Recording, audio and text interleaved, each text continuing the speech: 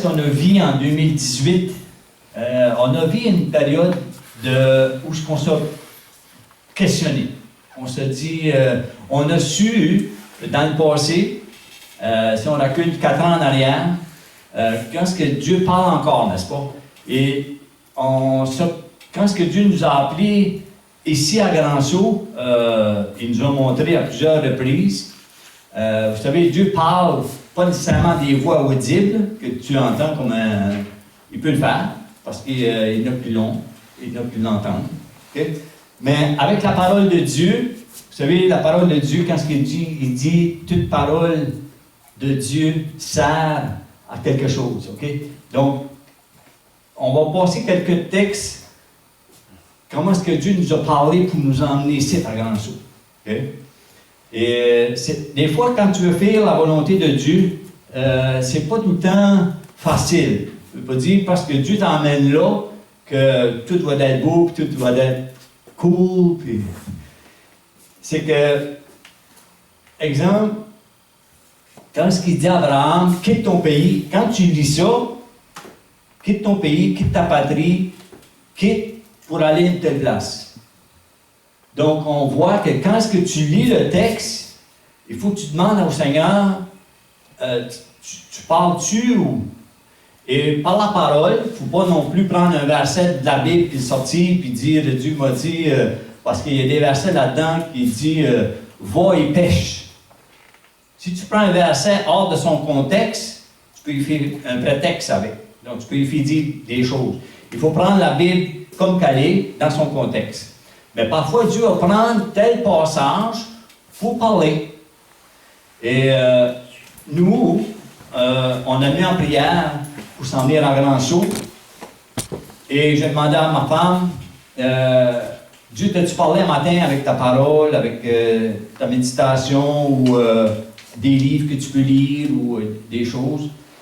Et un des versets qui m'a beaucoup touché, c'est quand il dit aux disciples, passez l'autre bord. Vous savez, quand tu pries pour savoir la volonté de Dieu, puis tu lui demandes, tu ne sais pas c'est quoi tu vas lire, puis là, quand tu rouvres ta Bible, tu commences à lire, puis tu lis, passez l'autre bord. Donc, et ça a été comme ça, des jours et des jours et des jours. Donc, la confirmation pour venir à Grand-Sault, c'était clair. Tout ça pour dire que, là, ça va faire 4 ans qu'on est à Grand-Sault. Mais en 2018, on a tout remis en question. On a vu l'Église diminuer en nombre, ça a apporté un découragement, la maladie a pris place, on dirait que tout à l'air était dur.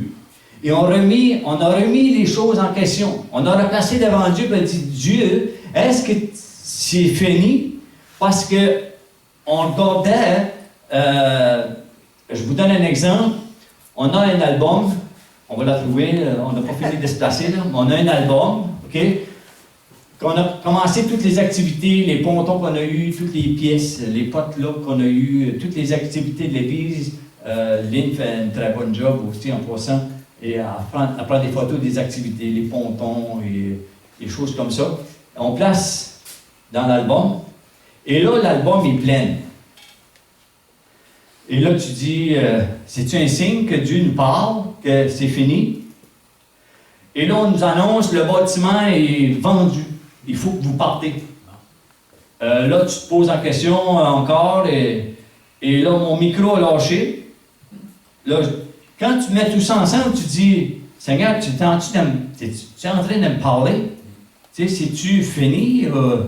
On voit le nombre diminuer, on voit les gens, la maladie qu'Hélène a, les gens partis dans d'autres églises pour l'école du dimanche pour les enfants, et la louange avec l'autre qui est parti là-bas, et ainsi de suite, et des choses comme ça. Et on a tout remis en question, et même quand on laisse les pensées aller, on arrive à un moment où on se décourage nous-mêmes. Okay? Et là, on a placé ça devant Dieu, comme qu'on a fait au début. On dit, Seigneur, c'est-tu vraiment toi? C'est-tu vraiment ça que tu veux? Et la parole que Dieu nous a donnée, quand on a mis ça en prière, il nous a donné un matin Jérémie. Et qu'est-ce qu'on va lire? Jérémie, dit à Jérémie, le prophète, que nos supplications soient favorables, reçues devant toi. Intercède en notre faveur auprès de l'Éternel, ton Dieu, en faveur de tous ceux qui restent, car nous étions beaucoup et nous restons un petit nombre, comme tes yeux le voient. Et que l'Éternel, ton Dieu, nous montre le chemin que nous devons suivre et ce que nous devons faire. Donc le peuple, Dieu a donné des prophètes. Okay? On parle dans l'Ancien Testament. Dieu a donné des prophètes et les prophètes allaient interroger Dieu pour le peuple. Et là, le peuple, il se demande, c'est quoi faire? C'est quoi quand... Il dit à Jérémie, va devant l'Éternel, puis demande à Dieu, c'est quoi qu'il faut qu'on fasse? Okay? Et Jérémie dit, OK, je vais y aller, mais il faut falloir que vous écoutez qu'est-ce que Dieu dit. Et vous voulez voir la réponse? Oui. Dès la semaine prochaine. Non, non. Au verset 7, un peu plus loin, il dit, 10 jours après, la parole de l'Éternel fut adressée à Jérémie, et Jérémie appela Joshana, fils de Kérash, tous les chefs de troupes qui étaient avec lui, et tout le peuple, depuis le plus petit jusqu'au plus grand. Donc, Jérémie fait tout réunir, tout le peuple d'Israël, sont 12 tribus, il y a beaucoup de monde. Et regardez bien qu'est-ce qu'au verset 9, il leur dit. Ainsi parle l'Éternel, le Dieu d'Israël, vers qui vous m'avez envoyé, pour que je lui présente vos supplications. Si vous restez dans ce pays,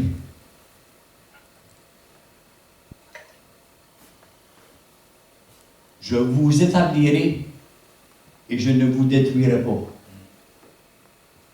Si vous restez dans ce pays. Imaginez-vous, quand on lit ça, c'est comme si Dieu est là, puis c'est la parole qu'il nous a donnée ce matin-là. Il dit, si vous restez dans ce pays-là, je vous planterai et je ne vous arracherai pas. Si vous restez dans ce pays-là, on commence. Je vous établirai et je ne vous détruirai pas. Je vous planterai. Regardez bien les verbes. Okay? Rester, établir, et je ne vous arracherai pas, car je ne me répands du mal que je vous ai fait.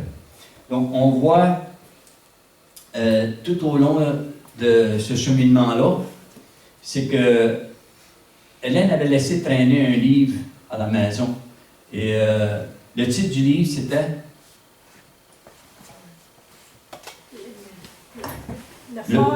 Le phare brille encore. Le phare brille encore. Et quand est-ce que j'ai vu le livre qui était en train, Le phare brille encore, imaginez-vous qu'est-ce que je vivais, OK, avec la question de qu'est-ce qu'on fait. Et quand j'ai vu le titre m'a accroché. Le phare brille encore. Le phare brille encore. Et lorsque j'ai ouvert le livre, j'ai vu là-dedans un homme qui était en mission et qui était découragé. Et il a eu un rêve, puis dans son rêve, il était après brécher un rocher. Et à un moment donné, il est venu découragé de brécher le rocher, puis il s'est dit, il voulait abandonner. Et il y a quelqu'un qui a passé, puis il a dit, est-ce que c'est Dieu qui t'a envoyé là? Il dit oui. Bien, il dit continue. Et à la fin de son rêve, à un moment donné, il a donné un coup et tout a éclaté, les roches, et tous les trésors étaient là. Donc, je me disais, waouh, tu sais, quand que encore des paroles qui donnent une direction. Est-ce que vous me suivez jusque-là? Okay? On voit la direction et ça n'a pas arrêté. Quand on a eu le Garage Sale, on avait un album dans le Garage Sale neuf. Et Hélène a dit ça, elle dit, je ne comprends pas pourquoi que l'album ne s'est pas vendu. C'est un album neuf, tout couvert. Et elle l'a pris, puis elle l'a monté en haut. Et c'est un nouvel album qui commence. C'est une nouvelle année. C'est un nouveau départ pour nous ici. Et je veux croire que c'est Dieu qui est à l'œuvre. C'est pas un gars qui est là, c'est pas un couple qui est là, c'est Dieu qui est à l'œuvre ici à Grand Sault. Est-ce que je peux entendre un amen? Donc, dans Hébreu, l'autre verset qu'on a lu, okay? Dans Hébreu chapitre 10, au verset 25, il dit: n'abandonnons pas notre assemblée comme c'est la coutume de quelques-uns, mais exhortons-nous réciproquement, et cela d'autant plus que vous voyez s'approcher le jour. Donc il dit: abandonne pas ton assemblée. Quand est-ce que tu ouvres la parole de Dieu le matin, tu ne sais pas c'est quoi qui, même si ça fait 37 ans que je lis la Bible, je dis le matin, OK, quand je suis rendu à une telle place, je vais dire, OK, avant de lire, Seigneur, parle-moi. Tu sais? Puis quand tu lis, quand tu arrives là, puis tu te questionnes, tu as mis des questions, puis là, tu arrives sur un verset comme ça, n'abandonne pas ton assemblée, ça te donne un courage, c'est-à-dire, OK, merci Seigneur. Est-ce que vous voyez comment est-ce que Dieu parle? Okay? La Bible dit que Dieu parle tantôt d'une manière, tantôt d'une autre, mais Dieu, il dit que celui qui a des oreilles pour l'entendre, entende ce que l'Esprit dit à l'Église. Donc, je prie, Seigneur, je veux avoir des oreilles pour entendre ta direction. Tu dis que tu es le bon berger, tu dis que tu donnes direction, et c'est toi que je veux suivre, et il dit qu'il nous conduit dans de verts pâturages.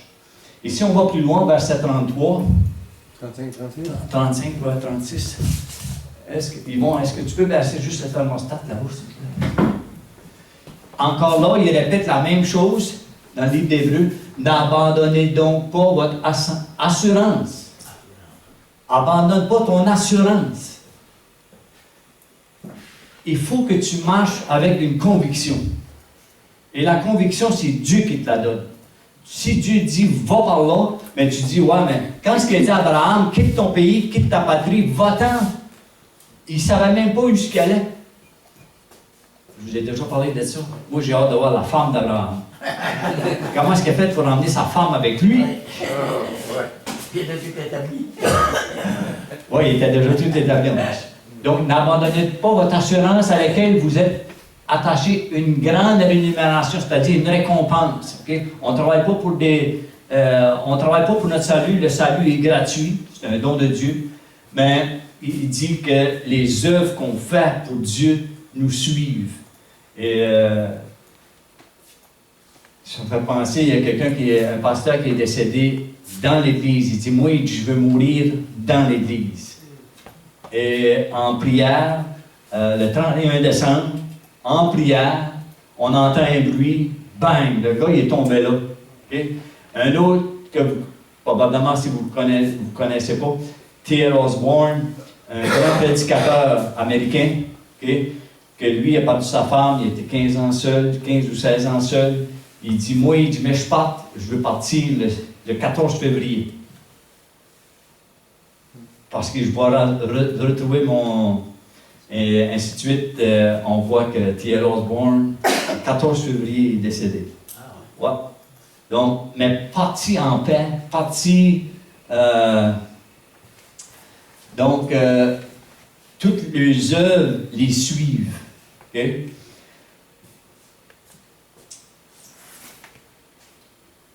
On va pouvoir, quand il dit à Bartimée, il dit à Bartimée, vous savez, je l'ai partagé aussi à propos de Bartimée. Bartimée, c'est un mendiant, il est aveugle, il entend parler d'un Jésus de Nazareth qui ouvre les yeux des aveugles, qui guérit des paralytiques, qui fait entendre des sourds, un Jésus qui nourrit des foules, un Jésus. Et pour lui, quand il a entendu parler que Jésus était dans le coin, il commença à crier, « Jésus, fils de David, aie pitié de moi. » Et les gens ont voulu le faire taire. Les gens ne veulent plus de Dieu, n'est-ce pas? Et c'est pour ça que ça vient de plus en plus dur de prêcher l'Évangile, parce que les gens sont rendus égoïstes, c'est les choses. Mais Jésus dit, celui qui a le Fils a la vie, celui qui n'a pas le Fils n'a pas la vie. Il dit, vous êtes morts spirituels. Donc, on a besoin de revivre en Christ. C'est pourquoi Jésus a prêché la nouvelle naissance. Jésus a dit, il faut que vous naissiez de nouveau. Et les gens, aujourd'hui, oui, c'est de plus en plus dur, mais il n'y a rien de plus beau. Et comme que je dis souvent aux détenus, il n'y a rien de plus beau. Vous savez, je fais des dizaines et des dizaines de kilomètres. Ça me donne, je pense, c'est 100 kilomètres pour aller en prison. Et je paye pour aller là. Parce que c'est mon essence que je brûle, c'est mon auto que j'use. Mais je dis, qu'est-ce que j'arrive ici et que je vois une vie qui transforme, c'est ma récompense. De voir une vie transformée. Et je vois que dans le ciel, la Bible dit que quand un seul pécheur se répand, il y a des anges dans le ciel qui se réjouissent. Donc, Bartimée, c'était un mendiant aveugle sur le bord du chemin. Imaginez-vous. Et ça dit qu'il a laissé son manteau.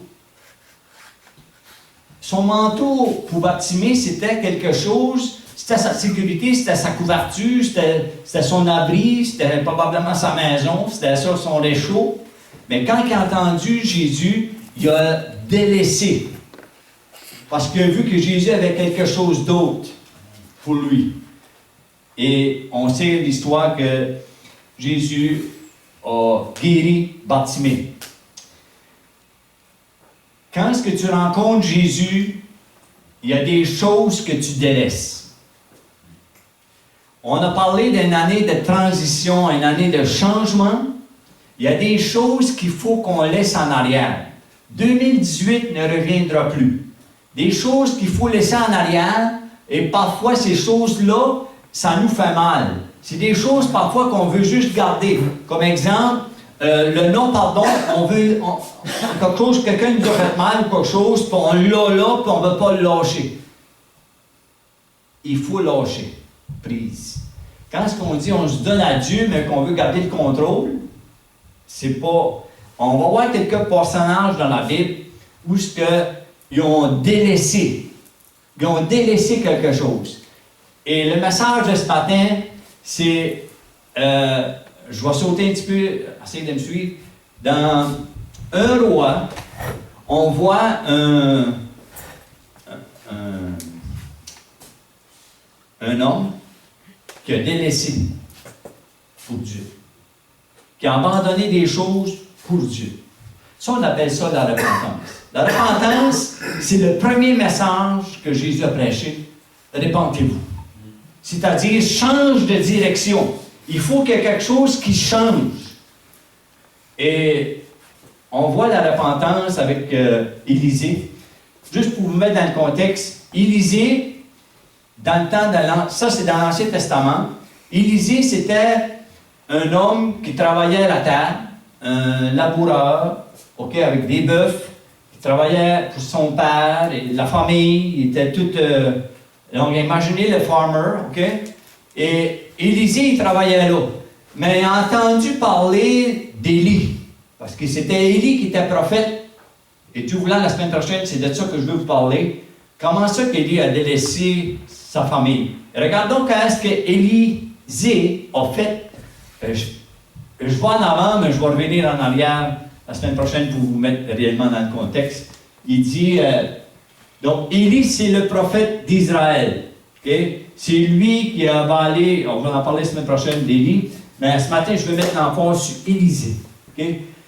Élie partit de là et trouva Élisée, fils de Shébat, qui labourait.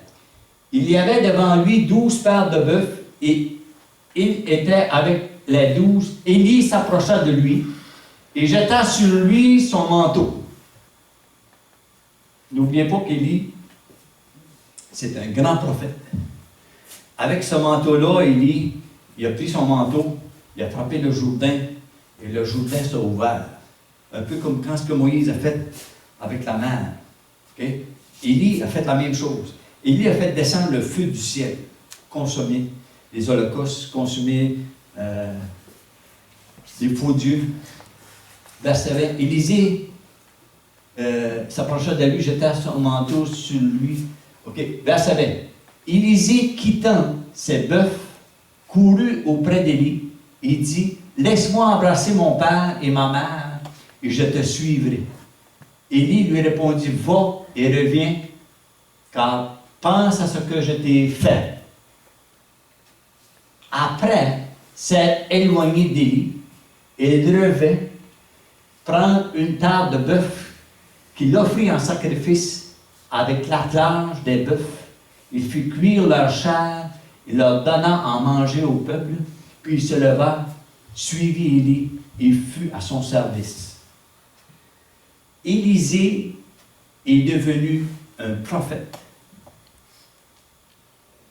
Élisée, quand il a pris les bœufs, qu'il a pris de l'attelage, qu'il a fait un autel, on est dans l'Ancien Testament, n'est-ce pas? Okay, on ne fait plus de sacrifices comme ça aujourd'hui. Mais il a pris l'attelage, il a pris les bœufs, il a offert un sacrifice. Ça veut dire que lui, il ne labourera plus. Il est parti, il a délaissé pour servir Dieu.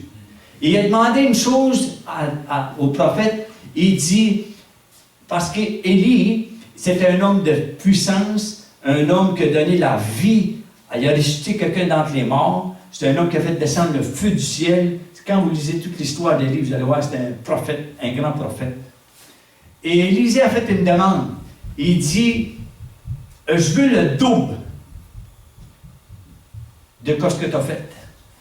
Et quand vous lisez tous les miracles qu'Élie a fait 9 grands miracles dans la Bible. Et quand vous lisez l'histoire d'Élisée, Élisée en a fait 18. Et le 18e, quand il a été fait, il a été fait dans la tombe. Il était mort. Il était mort et on a tiré quelqu'un dessus et celui qui était mort a ressuscité dans les morts. Tu te dis, waouh, c'est de la science-fiction, mais c'est juste pour dire qu'Élisée est devenu un grand prophète. Mais le point que je veux ce matin, c'est que Élisée, mettez-vous dans sa situation, lorsqu'il brûle tout son attelage, qu'il brûle les bœufs pour offrir à Dieu, puis qu'il quitte. Il abandonne pour Dieu. Il délaisse sa famille pour Dieu. Dieu, par son Saint-Esprit, travaille avec nos vies. Le Saint-Esprit travaille avec moi comme il travaille avec chacun de vous. Et le Saint-Esprit va nous montrer des choses qu'il faut qu'on délaisse. Le moment où on va délaisser ce que Dieu nous demande de délaisser, le Saint-Esprit va venir prendre la place et va nous conduire dans les voies de Dieu. Laissez-moi pas tout seul. Quand est-ce que tu délaisses pour Dieu? Tu dis, OK, si je donne ma vie en sacrifice, et j'aimerais aller dans un texte dans Marc, que Jésus dit, on va lire ensemble. Alors il commença à leur apprendre qu'il fallait que le Fils de l'homme souffrit beaucoup, qu'il fût rejeté par les anciens, par les principaux sacrificateurs, et par les scribes, qu'il fut mis à mort et qu'il ressuscita le 3 jours après. Il leur disait ces choses ouvertement et Pierre, l'ayant pris à part, se met à le reprendre. Donc Jésus est en train de lui dire, les gars, écoutez bien, je vais souffrir. Je viens pour donner ma vie, mais je vais revenir. Et là, Pierre, lui, il veut contrôler la situation, n'est-ce pas? Mais Jésus, se retournant et regardant ses disciples, réprimanda Pierre, il dit, arrière de moi, Satan, car tu ne conçois pas les choses de Dieu. Tu n'as que des pensées humaines. Vous savez, Jésus est venu pour faire la volonté de son Père. Jésus a dit, je ne fais rien de moi-même, tant que le Père, c'est le Père qui me conduit. Et Jésus est venu pour donner sa vie. C'était ça sa mission. Toute une mission. Et on voit que, verset 34, puis ayant appelé la foule avec ses disciples, il leur dit, si quelqu'un veut venir après moi, qu'il renonce à lui-même, qu'il se charge de sa croix et qu'il me suive. Si quelqu'un veut me suivre, qu'il renonce à lui-même, qu'il charge de la croix et qu'il me suive. Car celui qui voudra sauver la vie va la perdre. Mais celui qui perdra sa vie à cause de moi et de la bonne nouvelle la sauvera. Et que sert-il à un homme de gagner tout le monde s'il perd son âme? Que donnerait un homme en échange de son âme? Quand Jésus a donné plus qu'un manteau, Jésus a donné sa tunique. Quand on a enlevé sa tunique, il l'a déposée pour nous, n'est-ce pas? Quand on voit dans la Bible que Jésus il dit « Je ne suis pas venu pour faire ma volonté, mais je suis venu pour faire la volonté de mon Père », on va aller voir dans Philippiens 2, que ça dit qu'il s'est dépouillé lui-même. C'est pas personne à dicter quoi faire, mais Dieu va te dicter quoi faire. Par son Saint-Esprit. C'est Dieu qui dirige. C'est pas un homme qui va dire quoi faire, puis quoi pas faire, puis quoi. Si tu as une conscience, et si tu as donné ta vie à Dieu, le Saint-Esprit en toi va te conduire. Il dit, l'Esprit va te conduire dans la vérité. Dieu, il ne veut pas le mal pour nous. Dieu veut le bien, n'est-ce pas? Et on va voir l'humilité qu'il a faite de lui-même. Il dit, personne ne montre la vie. Il dit, je la donne de moi-même. Il dit, j'ai le pouvoir de la donner. Et j'ai le pouvoir de la reprendre. C'est ça qu'il y avait. Ayez en vous les sentiments qui étaient en Jésus-Christ. En d'autres mots, il est en train de nous dire, soyez comme Jésus. Les gens qui nous voient doivent voir en nous, qui se disons chrétiens, doivent en voir en nous la bonté de Dieu, doivent voir en nous le Jésus, doivent voir, dire, hey, on se dit disciple, on se dit chrétien qui veut dire petit Christ. Il dit, ayez en vous les sentiments qui étaient en Jésus-Christ, lesquels, existant en forme de Dieu, n'a point de garder comme une proie arrachée d'être égal avec Dieu. Imaginez-vous, la Bible nous dit que Jésus était là au ciel, lorsque Dieu a créé la terre, et Jésus, je ne sais pas si on pourrait dire joie, mais je pense que dans la Bible, ça dit ça même. En tout cas, oubliez ça, mais il était là, à la création. Mais il n'a pas eu peur d'être arraché de Dieu. Imaginez-vous, je ne sais pas, si mais qu'on arrive au ciel, puis qu'on voit la gloire de Dieu, qu'on voit toute la splendeur de Dieu, pas sûr qu'on va vouloir revenir sur la terre. Et lui a quitté la gloire pour venir ici. Ça dit qu'il se dépouillait lui-même, verset 7. Mais s'est dépouillé lui-même en prenant une forme de serviteur, devenant semblable aux hommes, ayant paru comme un simple homme, il s'est humilié lui-même.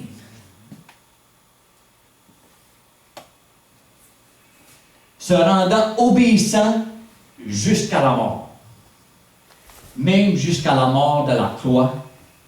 C'est pourquoi aussi Dieu l'a souverainement élevé et lui a donné le nom qui est au-dessus de tout nom, afin qu'au nom de Jésus, tout genou fléchisse dans les cieux et sur la terre, sous la terre, et toute langue confessera que Jésus-Christ est Seigneur à la gloire de Dieu le Père. Ça, c'est la parole de Dieu. Donc, il l'a fait lui-même. On pourrait continuer d'autres témoignages, mais je vais m'arrêter là. Vous savez, Anne a été stérile, une femme stérile, puis elle ne pouvait pas avoir d'enfant.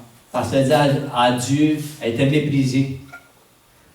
Parce que c'était une honte pour une femme en Israël de ne pas enfanter. Et elle se matrissait parce qu'elle ne pouvait pas avoir d'enfant. Et elle a prié à Dieu de lui donner un enfant.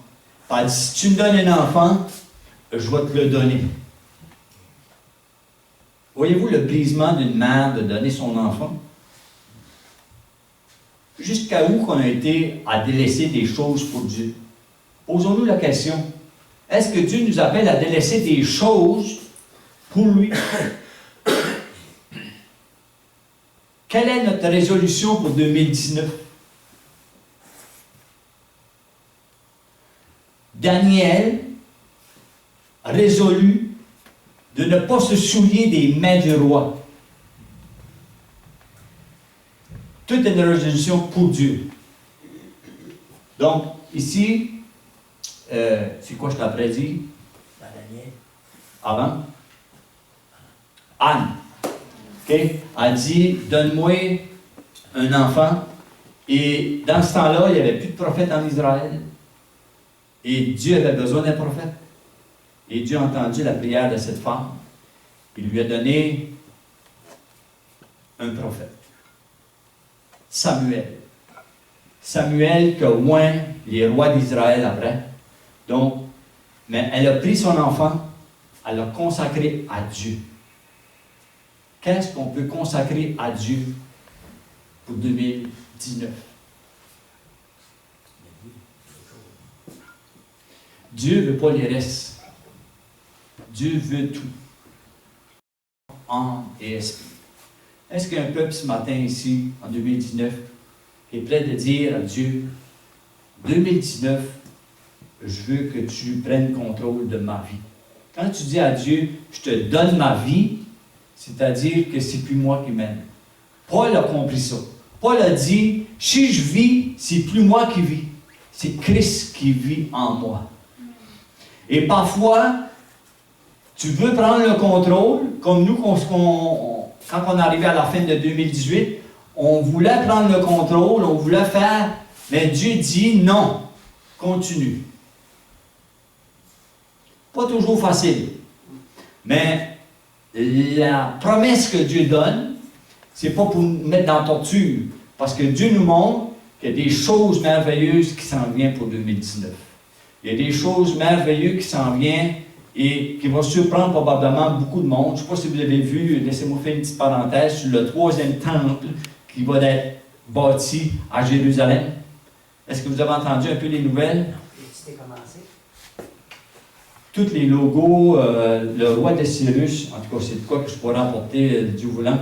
Mais regardons à Israël aujourd'hui. Okay? C'est l'Antichrist qui va. Quand est-ce que Jésus dit, le ciel et la terre, ça va passer, mais mes paroles ne passeront pas. Je crois qu'en 2019, c'est le temps d'ouvrir les yeux. C'est le temps, comme le prophète Osée dira, prépare-toi à la rencontre de ton Dieu. J'écoutais un message ce matin qui disait, donne-moi un jour de plus. Donne-moi un jour de plus. Si Dieu t'appelle aujourd'hui et que tu dis, OK, donne-moi un jour de plus, qu'est-ce que tu vas faire avec ce jour de plus? C'est-tu pour aller travailler? C'est-tu pour gagner? Et qu'est-ce que Dieu nous donne cette année de plus? Vous savez que Anne, qui était stérile, qui a eu cet enfant-là, qui s'appelle Samuel, qu'elle a consacré à Dieu, à chaque année, elle lui faisait une robe. Vous savez, c'est un sacrificateur. C'est-à-dire, c'est ceux qui se promènent dans le temple, qui offrent à Dieu des sacrifices. Samuel était avec le sacrificateur Élie. Et ce n'est pas le même Élie. Il y a 2 Élie dans la Bible. Vous avez Élie le prophète et vous avez Élie le sacrificateur. Il ne faut pas se mélanger. Donc, Élie, le sacrificateur, avait une robe. Et Samuel a été élevé avec Élie, le sacrificateur. Et la mère, c'est-à-dire Anne, faisait chaque année une robe. Pourquoi chaque année? Parce que chaque année, l'enfant grandissait. Chaque année, il y avait une évolution. Et encore là, cette année, c'est que notre prière devrait être, Seigneur, aujourd'hui, je veux encore grandir en toi. Je veux encore te connaître davantage. Je veux encore faire ta volonté. Je veux être là où ce que tu veux que je sois. Je veux dire ce que tu veux que tu dises. Je veux entendre ce que tu veux que j'entende. Je veux que tu me sanctifies. Je veux te donner ma vie. Je ne veux pas donner ma vie à Dieu et après ça contrôler moi-même. Il dit, que servirait-il à un homme de gagner le monde s'il perd son âme? Que donnerait un homme en échange de son âme? Et le prophète va dire, prépare-toi à la rencontre de ton Dieu. On l'a vu dans le verset, la Bible dit qu'un jour, tous genoux vont fléchir devant lui. Toute langue va confesser qu'il est Seigneur. Certains vont arriver avec des points. On le voit dans l'Apocalypse. Tu dis, voyons, ils vont se répandre, ils vont se repentir. Mais quand vous regardez dans l'Apocalypse, les fléaux qui vont frapper les nations, comme la Bible dit, les gens vont arriver à la fin et ils vont maudire Dieu. Que ce ne soit pas notre cas. Amen. Que 2019 soit une année où il y a une croissance spirituelle. Qu'on devient en feu pour Dieu. Qu'on devient des amoureux de Dieu. Qu'on voit la main de Dieu à l'œuvre. Qu'on peut dire, waouh, Seigneur, tu as encore des merveilles. Il dit, mes brebis entendent ma voix et me suivent. Alléluia.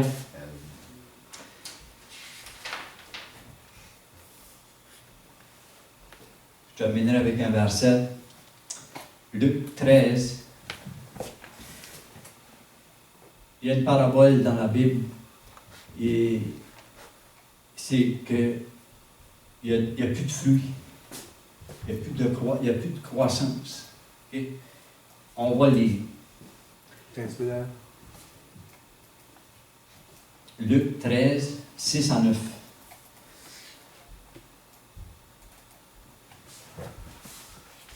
Il dit aussi cette parabole. Un homme avait un figuier planté dans sa vigne. Il vint pour y chercher du fruit, il n'en trouva point. Alors il dit au vigneron, voilà 3 ans que je viens chercher du fruit à ce figuier et je n'en trouve point. Coupe-le. Pourquoi occupe-t-il la terre inutilement?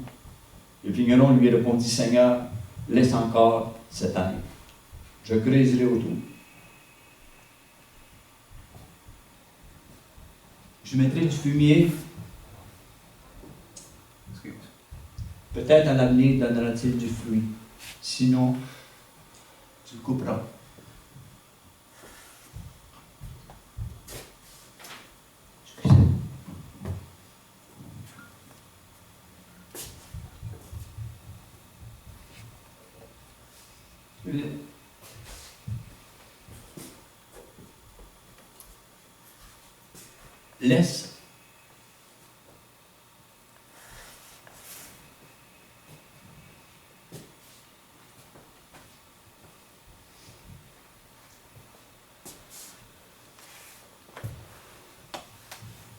Laisse encore une année et s'il n'y a pas de fruit, tu le couperas. Dieu veut du fruit.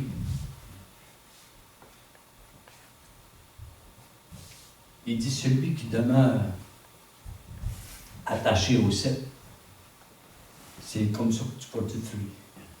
Vous lirez Jean chapitre 15. Celui qui demeure attaché, c'est là que le fruit va passer. Mais si on n'est pas attaché, il va couper les branches. Vous lirez, c'est pas moi qui le dis, c'est Dieu qui le dit.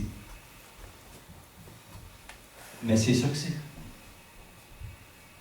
Est-ce que l'Église va rester 1 an? Pourquoi qu'il ne l'a pas coupé? Il dit, je vais creuser autour.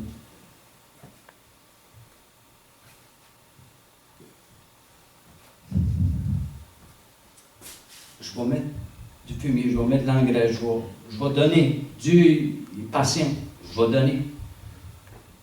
Parce que Dieu veut le fruit. Le fruit que Dieu veut, il faut lire dans Galates, c'est l'amour, c'est la joie, la paix, la patience, la bonté, la fidélité, la douceur, la maîtrise de soi. C'est pas né en nous.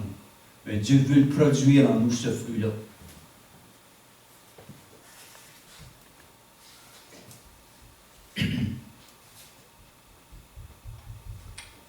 Jésus a délaissé plus que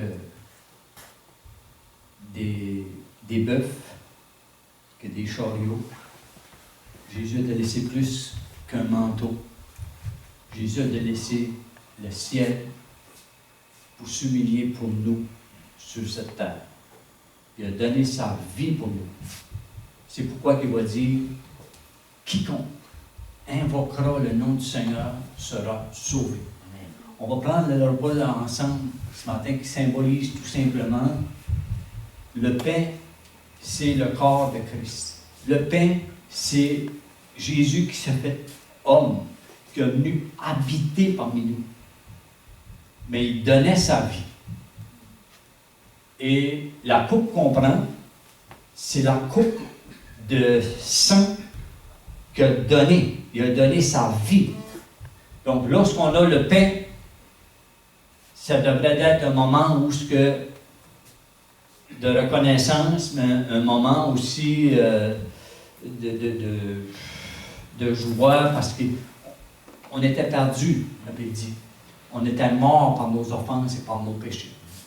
Le salaire du péché, c'est la mort. C'est ça ce qu'on a hérité d'Adam et Ève. On a hérité le mal. Je vous ai déjà partagé, vous savez, le mal, c'est déjà dans l'enfance. Je me souviens quand mon fils avait volé le jouet de sa soeur, tout jeune, puis je l'avais vu. Puis je lui demande, j'ai dit, c'est-tu toi qui a pris le jouet de ta soeur? Il l'avait dans le dos, puis il dit non. Voyez-vous que le mal était déjà dans l'enfance? C'est parce que c'est ce qu'on a hérité d'Adam et Ève, le mal. Et la Bible dit qu'il n'y a pas de juste, pas même un seul. Que tous ont péché. Ils sont privés de la gloire de Dieu. C'est-à-dire qu'on n'a pas accès. On n'a pas accès à Dieu. À cause de nos fautes. Parce que la Bible dit, Dieu est saint, saint, saint. Mais par la grâce de Dieu, par une faveur non méritée, Jésus se fait homme. Il vient habiter parmi nous. Et il vient mourir à la croix à notre place. La Bible dit qu'il s'est chargé de nos péchés. Il s'est chargé. C'est nous qui méritions d'être là. Donc, quand on prend le repas, on devrait avoir, oh, hey, c'est moi qui méritais cette croix-là. C'est moi qui mérite de mourir. Et toi, tu viens prendre ma place.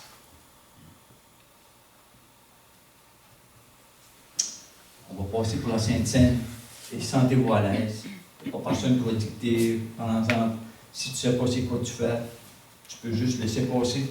Mais si pour toi, que tu sais que Jésus-Christ est Seigneur, que tu sais que Jésus-Christ est Sauveur, et que Jésus-Christ, tu l'invites dans ta vie, et que tu lui dis, Seigneur Jésus, sois mon Sauveur, viens pardonner mes péchés, et purifier mon cœur. Dans cette nouvelle année qui commence, je te la donne. La Bible dit que son sang nous lave, nous purifie de tout péché. Il vient pour transformer. Je vous ai dit que cette année, c'est une année de transformation. Et c'est Jésus qui fait ça. Alléluia. Prions ensemble. Seigneur Jésus, merci d'avoir paru pour détruire les œuvres du diable et les œuvres de la chair. Et Seigneur, ce matin, tu nous demandes de porter du fruit. Et tu nous dis que sans toi, on ne peut pas rien faire. Seigneur Jésus, viens briser en moi ce que tu veux qu'il soit brisé. Aide-moi à délaisser tout ce qui m'éloigne de toi. Aide-moi, Seigneur, à te donner toute la place. Nous prenons cette coupe et nous prenons ce pain en temps d'amour, jusqu'au jour où tu vas revenir. Parce que ta parole est la vérité. Ta parole nous dit que tu vas revenir. Et nous attendons ton retour, Seigneur. Nous savons que ta parole est la vérité. Dans ces temps de la fin, Père éternel, viens ouvrir nos yeux et aide-nous à porter ce fruit. Le fruit que tu veux qu'on porte. Père éternel, bénis ce pain, bénis cette coupe. Nous allons passer ensemble. Est-ce que je peux avoir un volontaire pour